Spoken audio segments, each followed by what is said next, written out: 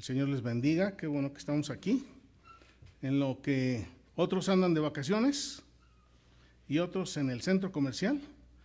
Qué bueno que cada uno de ustedes y yo hemos decidido estar aquí en la presencia del Señor para contemplar su santidad y para alabarlo, para glorificarlo, para exaltarlo, pero también para aprender de su palabra.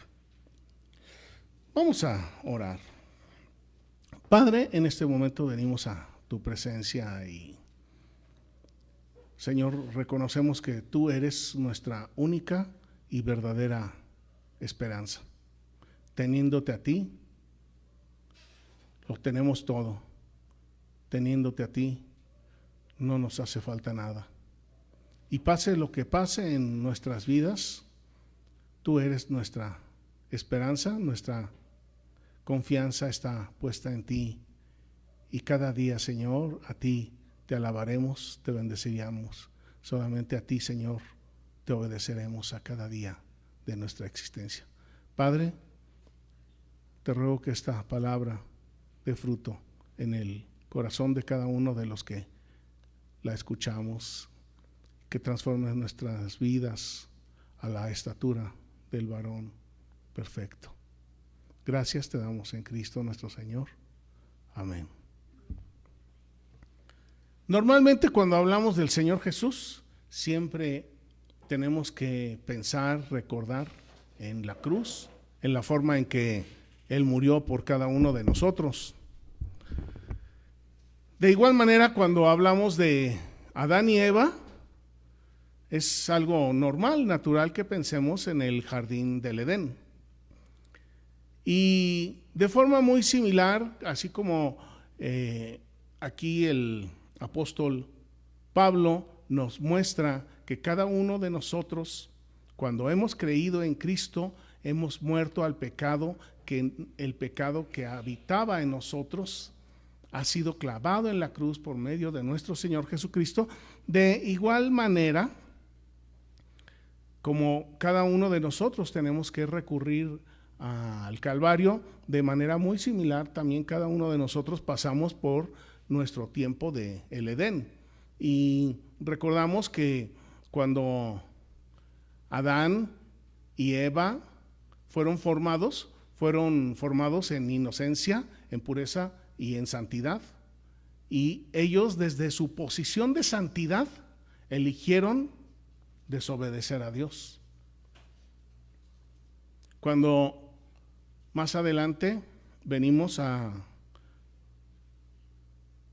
los pies de nuestro Señor Jesucristo, gracias a Él es que tenemos un momento de luz, de lucidez, de entendimiento en nuestra mente y en nuestro corazón, y es el momento en que nosotros, desde la posición del pecado y de la maldad, decidimos, por gracia, por el amor, por la misericordia de nuestro Dios, decidimos acercarnos a la cruz del Señor Jesús. Cuando Adán y Eva fueron formados, no existía la ley, porque ellos eran puros y santos, como nuestro Dios.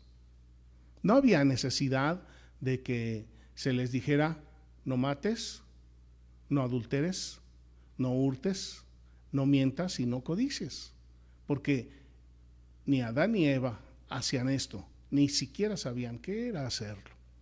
Entonces no había ninguna necesidad.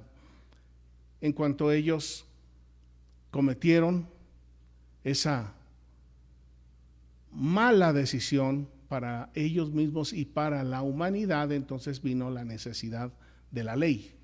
Cuando viene la necesidad de la ley, entonces ahora sí Dios tiene que decirle al ser humano: no mates, no adulteres, no robes, no mientas, no codicies. Pues así como Adán y Eva tomaron su decisión en el huerto del Edén, cada uno de nosotros a través de nuestra vida hemos tenido oportunidad de tomar esta decisión. Y aquí hay un plan hermoso y maravilloso establecido por nuestro Dios para sacarnos de esa oscuridad y de esa maldad en la que cada uno de nosotros nos encontrábamos. Es por su gracia y es por su amor. Recuerdo ahí en Josué, en el capítulo 24 de Josué, Josué está hablando con el pueblo y les está dando una recomendación, un consejo, y es en Josué 24, en el verso 15.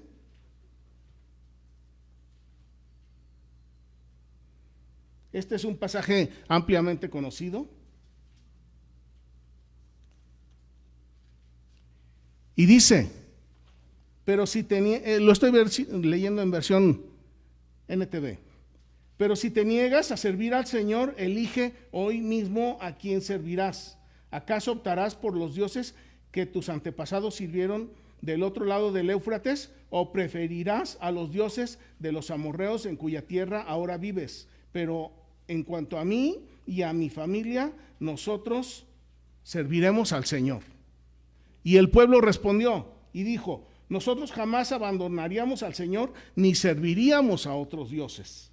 Pues el Señor, nuestro Dios, es el que nos rescató a nosotros y a nuestros antepasados de la esclavitud en la tierra de Egipto. Aquí tenemos al sucesor de Moisés. El pueblo fue liberado de Egipto por el poder de Dios Padre y guiados humanamente por Moisés y después por Josué. Y Josué, al término de su servicio, entonces les dice, pues ustedes elijan a quién quieren servir, si quieren servir a unos dioses o quieren servir a otros dioses o quieren servir al Dios vivo, pero yo, por mi parte, mi familia y yo serviremos al Señor. Estas son palabras que cada uno de nosotros, los que verdaderamente amamos al Señor, alguna vez o muchas veces le hemos dicho al Señor. No es suficiente con que solamente en este caso Josué, el líder, ame al Señor, sino que Josué, como padre de familia, como líder del pueblo, él hace un compromiso de que él y su familia va a servir al Señor. ¿Por qué Josué no se compromete por todo el pueblo?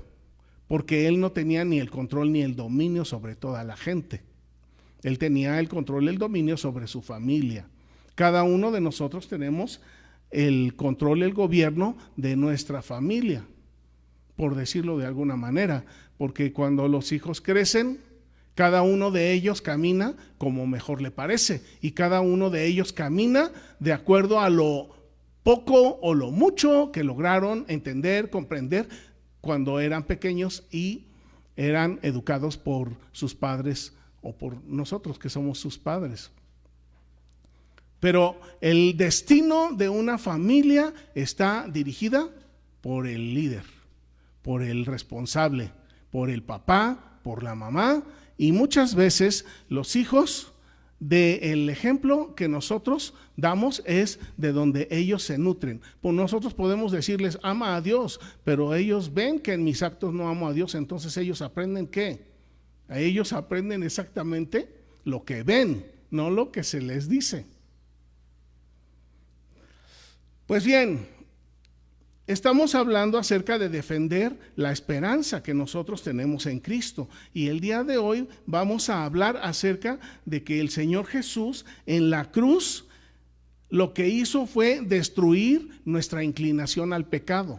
Esa inclinación al pecado que nos heredó Adán y Eva desde el huerto del Edén, el Señor Jesús en la cruz del Calvario, Él pagó nuestra culpa. Y entonces, en el momento que Él paga nuestra culpa, era necesario que a través de la sangre nosotros fuésemos liberados. Y en el momento en que el Señor Jesús entrega su cuerpo y su vida, su sangre en la cruz por cada uno de nosotros, en ese momento Él nos hace libres de la inclinación al pecado. Vamos a Romanos en el capítulo 6 y dice así, voy a empezar a leer Romanos capítulo 6. Ahora bien, ¿deberíamos seguir pecando para que Dios nos muestre más y más su gracia? Es una pregunta. Por supuesto que no. Nosotros hemos muerto al pecado. Entonces, ¿cómo es posible que sigamos viviendo en el pecado? ¿Cómo es posible? ¿A qué se refiere con vivir en el pecado? Se refiere a la práctica continua de pecar. Así como el deportista se dedica a su maratón o a su fútbol, así el pecador se dedica a su pecado. Pero si ya Cristo murió por nosotros y nosotros creímos en Él, y si verdaderamente creemos que Él nos liberó de la inclinación al pecado, entonces, ¿por qué seguir viviendo en el pecado?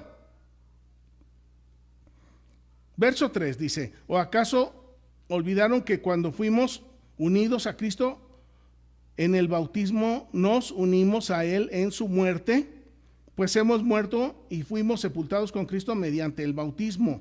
Y tal como Cristo fue levantado de los muertos por el poder glorioso del Padre, ahora nosotros también vivimos una vida nueva. Y cuando pienso en esto, ¿cuántos de nosotros somos bautizados? Pues todos somos bautizados. ¿Y qué comparación hay entre morir en una cruz y ser sumergido en una tina de agua?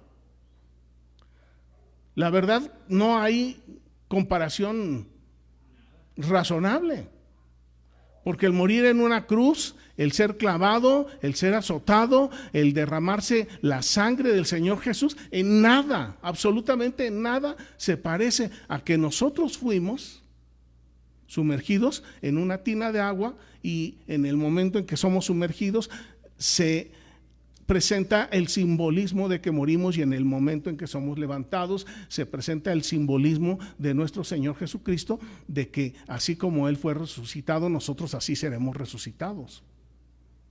Pero todo esto es un acto de fe, es un acto de creer sinceramente, porque muchos piensan que hasta que venga la resurrección sabremos si vamos a ser o no vamos a ser resucitados, y eso no puede ser. El momento para saber si voy o no voy a ser resucitado exactamente es aquí y es ahora. La seguridad que nos da el Señor Jesús nos la da aquí y ahora. No tenemos que esperar. El que piense, el que sueñe, el que imagine que necesita ver la resurrección para darse cuenta de si resucitó o no, quiere decir que está reprobado. Y hay que tomar cartas en el asunto, porque esto no es un juego, esto es una realidad. Nuestra salvación, nuestra eternidad está en juego. Verso 5, dado que fuimos unidos a Cristo en su muerte, también seremos resucitados con Él. Sabemos que nuestro antiguo ser pecaminoso fue crucificado con Cristo para que el pecado perdiera poder en nuestra vida. De modo que entonces los que hemos creído en Cristo, fíjense, aquí en esta versión dice que el pecado pierda poder. Que el pecado pierda poder. ¿Dice que el pecado desaparece? No, dice que pierde poder. El pecado mengúa. El pecado disminuye, pierde poder. Una cosa es perder poder y otra cosa es ser aniquilado. Y eso tenemos que tenerlo muy, muy, muy claro. Y mucha gente también dice que nuestra carne, es decir, nuestro cuerpo físico, es el malo. Pero no es así, mis hermanos. Es algo que está en nuestra mente y en nuestro corazón. Mientras estamos en esta vida, mientras estamos en este cuerpo, mientras estamos en esta mente y con este corazón, aunque el pecado ha perdido su poder, pero eso no significa que desapareció completamente. Esto yo lo recuerdo ampliamente a través de un hermano que se llamó John Owen, y él vivió allá por el 1616, poquito después de que Lutero lanzó sus 95 tesis para reformar a la Iglesia Católica. George Owen en el 1656, es decir, 1517, como 150 años, poquito después de Lutero, él escribió un libro llamado La mortificación del pecado. Y en ese libro da una amplísima explicación de que los que creemos en Cristo, ahora estamos en una nueva posición. Estamos en la posición original de Adán, de decidir si servimos o no servimos al pecado, pero el pecado sigue existiendo ahí. Y es el mortificar el pecado, es una tarea que se lleva absolutamente toda la vida, cada día, cada evento, cada instante. Hay quienes estamos muy conscientes de cuál es nuestro pecado y sobre eso estamos trabajando. Hay quienes piensan que ya no tienen pecado.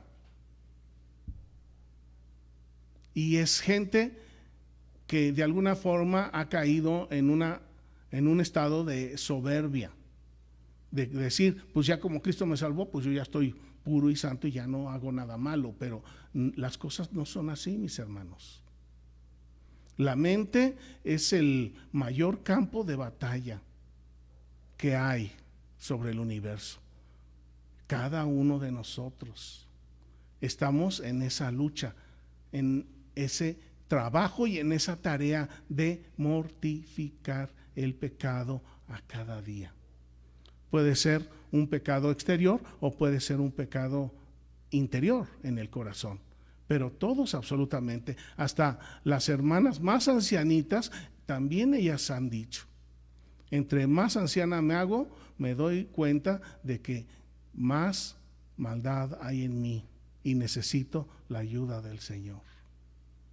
Si una hermana ancianita de 89 años piensa eso, ¿qué no podríamos decir de nosotros? De manera que sabemos que nuestro antiguo ser pecaminoso, nuestra antigua inclinación a pecar, fue crucificada con Cristo para que el pecado pierda su poder en nuestra vida. Pero ahora ya no somos esclavos del pecado. Y de eso vamos a hablar también en un momento. Ya no somos esclavos del pecado. Ahora somos libres para vivir para Dios. Pero mucha gente, muchos hermanos, también basados en esta situación de que el pecado aún está ahí, entonces siguen su vida licenciosa, lo cual tampoco es del agrado del Señor. Entonces estamos engañándonos a nosotros mismos.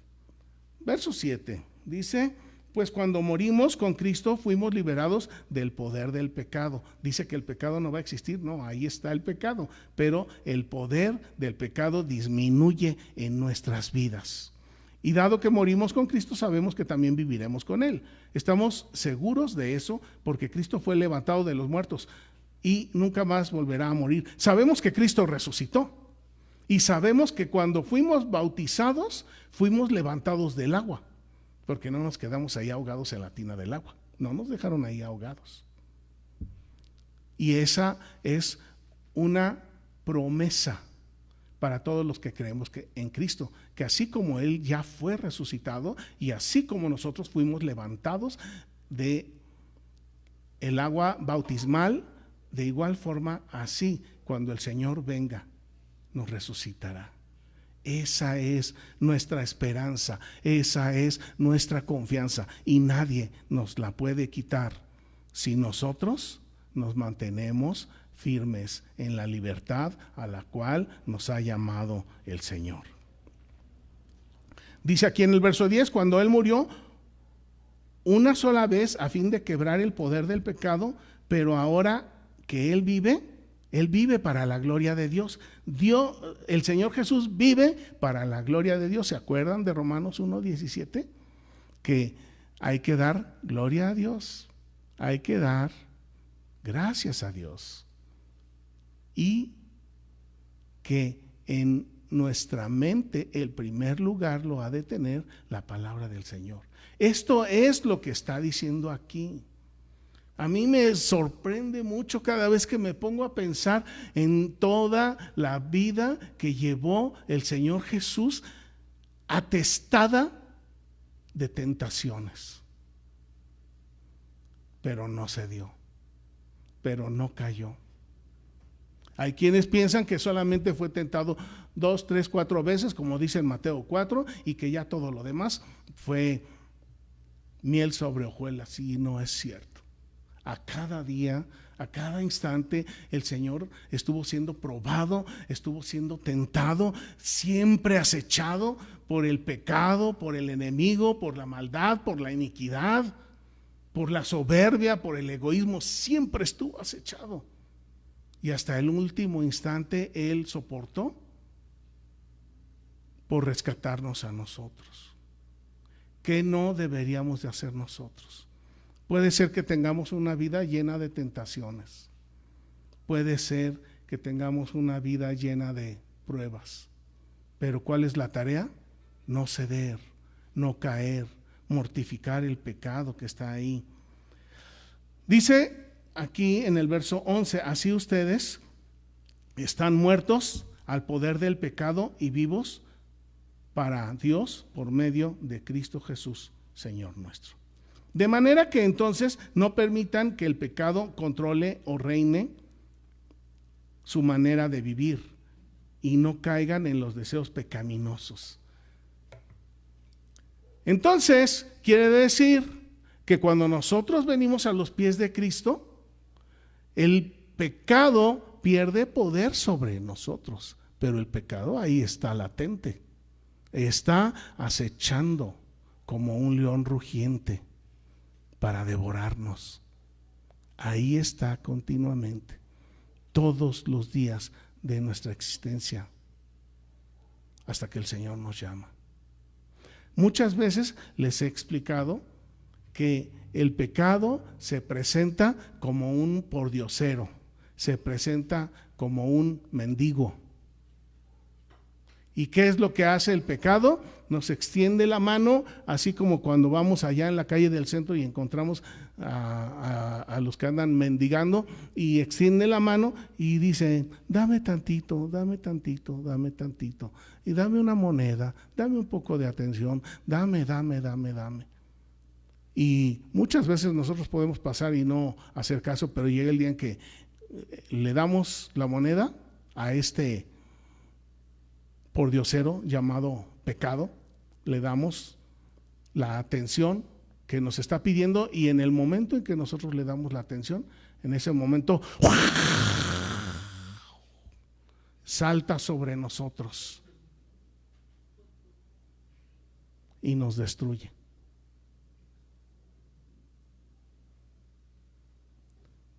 Parece chistoso, parece un juego, pero la verdad es que el pecado es un tirano. El pecado es un destructor disfrazado de pordiosero. Puede ser que durante 20 años pase la tentación enfrente de mí y que yo me niegue a esa tentación, pero si no estoy verdaderamente cimentado, viviendo en fe a cada día, si no estoy todos los días dándole la gloria a Dios, si no estoy todos los días dándole gracias a Dios, si no estoy todos los días con la palabra en mi mente, va a llegar el día en que me va a tragar el pecado. Y eso no es una imaginación, ni es algo que, no me di cuenta. No, porque el pecado primero es gestado en el corazón y a veces tarda años. Miren, una característica del diablo es que es paciente. Una característica del pecado es que es muy paciente.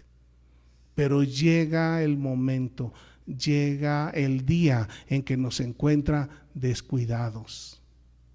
Y en ese momento, esa idea, ese pensamiento, esa imaginación se convierte en un acto pecaminoso que nos arrastra hasta lo más profundo del infierno. Por nuestras fuerzas no es posible sobrevivir. Por nuestras fuerzas no es posible salir adelante.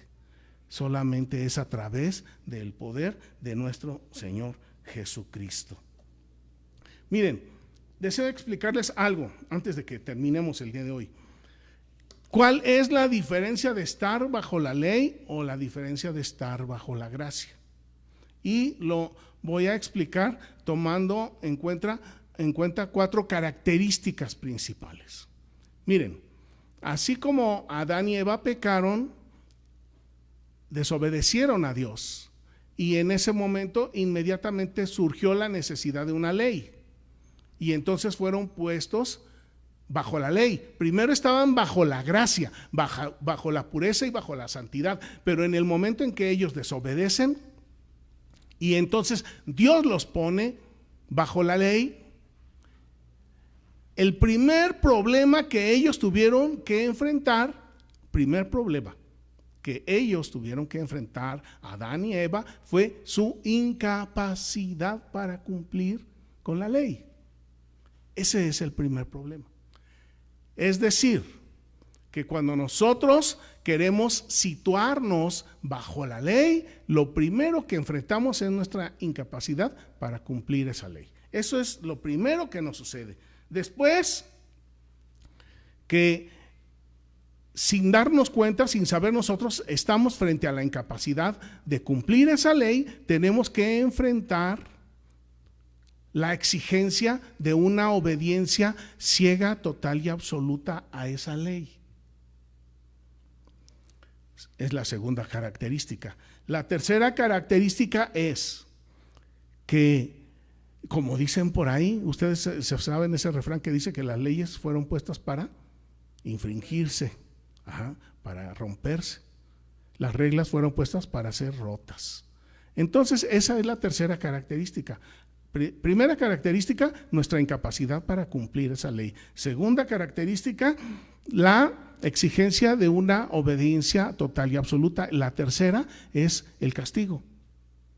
Entonces, cuando nosotros nos queremos situar, hay quienes, aún ya siendo cristianos, hijos de Dios, se han querido regresar a la ley, así como les estaba pasando a los hermanos de la iglesia de Galacia. Igualmente, así les pasó a estos hermanos.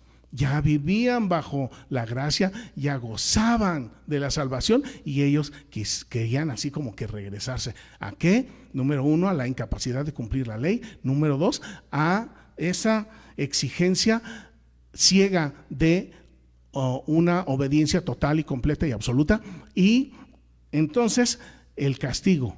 Cada vez que nosotros estamos frente a una ley, lo único para lo que está puesta esa ley es para que nosotros seamos castigados, y finalmente terminamos siendo esclavos de esa ley. ¿Por qué? Porque no podemos cumplirla. Y como no podemos cumplirla, entonces tenemos que ser castigados. Y entonces somos, pues si quieren verlo, como víctimas de la ley. Pero terminamos siendo esclavos de la ley. Entonces, esas son las características de cuando estamos en la ley. Ahora, cuando nosotros venimos a Cristo y nosotros creemos firmemente que así como Él estuvo clavado en la cruz, en esa misma cruz estuvo clavado nuestro espíritu con Él para ser liberados de la inclinación al pecado. Entonces, lo primero que el Señor Jesús nos da es la capacidad para cumplir esa ley. Ahora sí, el Señor Jesús, a través de su muerte, nos sacó del cajón de los no puedo y nos puso en el cajón de los sí puedo. Entonces, ahí ya tenemos avanzado el camino, porque si en la ley lo primero es la incapacidad de cumplirla, con el Señor Jesús lo primero es la gracia, el regalo de Dios, la salvación, el poder para cumplir, el poder para obedecer, el poder para vivir de acuerdo a la pureza y a la santidad de nuestro Señor Jesús.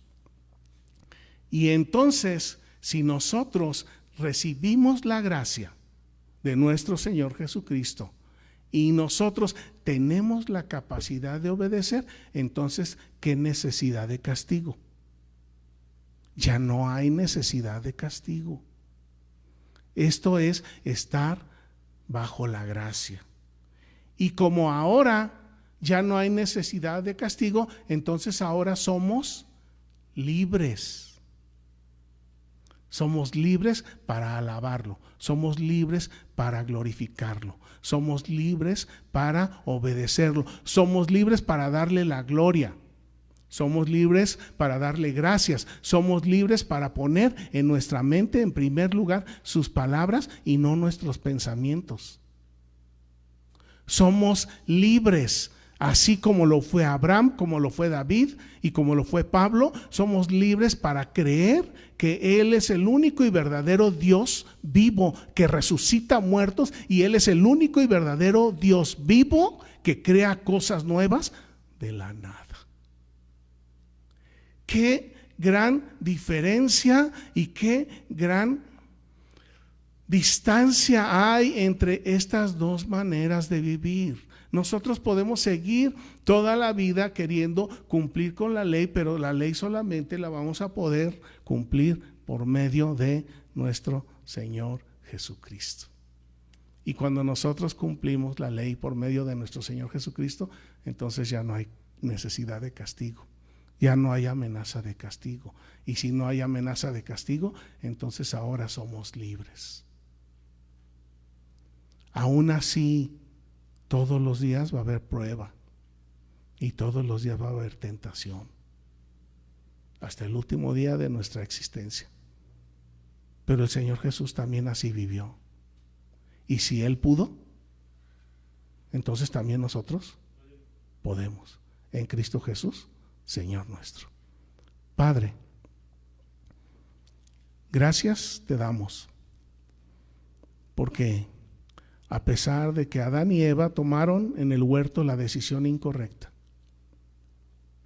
tú, Señor, ya habías ideado un plan perfecto, un plan maravilloso, un plan sin error, para que cada uno de nosotros tengamos la posibilidad de elegir.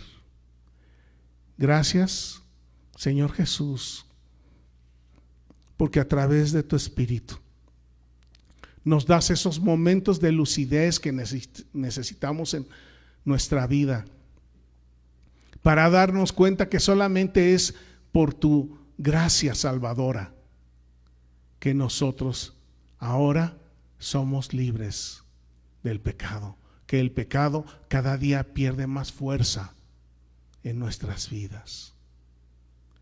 Y aunque el pecado sigue ahí como un pordiosero rogando atención, te rogamos, Padre, que a cada uno de los que estamos aquí, a nuestros hermanos que están en casa a través de los medios electrónicos, que a todos, Señor, tú nos ayudes para que cada día tu Espíritu, para que cada día tu gracia nos fortalezca, para que cada día el pecado se debilite más en nuestras vidas y que ese pecado no reine en ninguno de nosotros.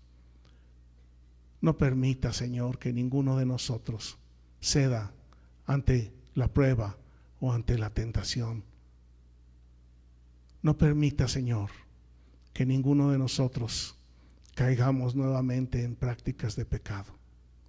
Puede ser que seamos acechados todos los días, pero en ti, Señor, tenemos la confianza y la seguridad de que saldremos victoriosos.